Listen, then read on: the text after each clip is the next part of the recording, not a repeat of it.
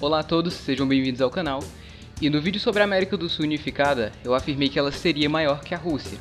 Com isso, veio algumas pessoas e falaram: não, mas a Rússia é bem maior que a América do Sul. Você pode ver isso no mapa, olha. Então eu resolvi fazer esse vídeo para tentar explicar para vocês o porquê este e muitos outros mapas mundi estão errados, e eles não representam o exato tamanho, distância e forma dos países. Tá, mas para começar, por que isso acontece? E por que temos vários modelos diferentes do mapa mundi? Bem, como vocês sabem, a Terra é um globo.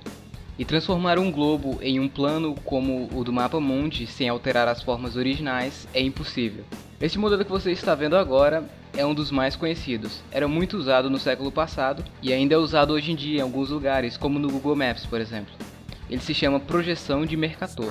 Mercator foi um matemático e cartógrafo holandês. Esse modelo foi apresentado por ele em 1569, sendo muito útil principalmente para navegações. Porém, este mapa tem um grande problema. Países mais próximos dos polos, como os países da Europa e América do Norte, por exemplo, ficam bem maiores do que eles realmente são, enquanto países da linha do Equador mantêm a proporção normal.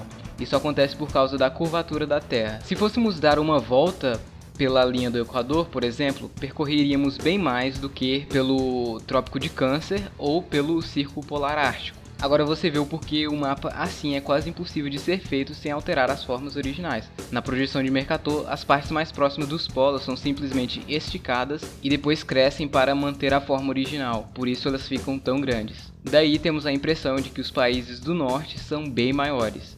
Existe um site chamado thetruescience.com em que podemos comparar o tamanho real dos países em localizações diferentes. Temos o exemplo do Peru. Se o colocarmos na Europa, ele vai crescer.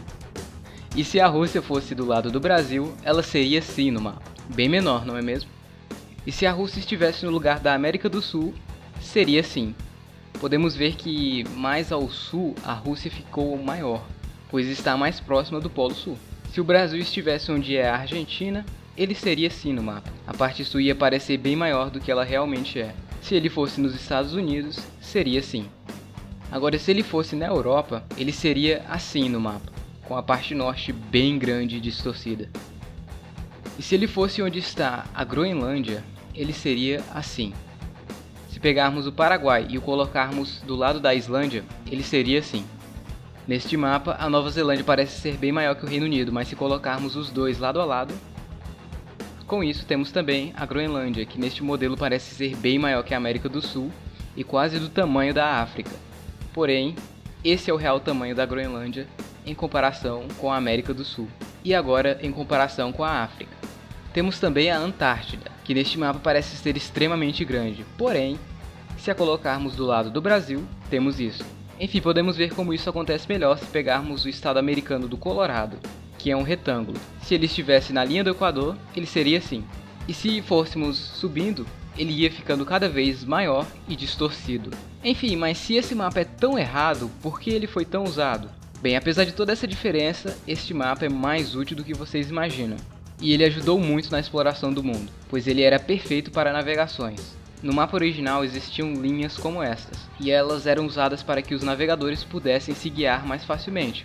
Vamos supor que um navio português quisesse vir ao Brasil. Ele iria usar este mapa e seguir certo ângulo no mapa, e manter a embarcação neste ângulo, usando apenas o mapa e a bússola.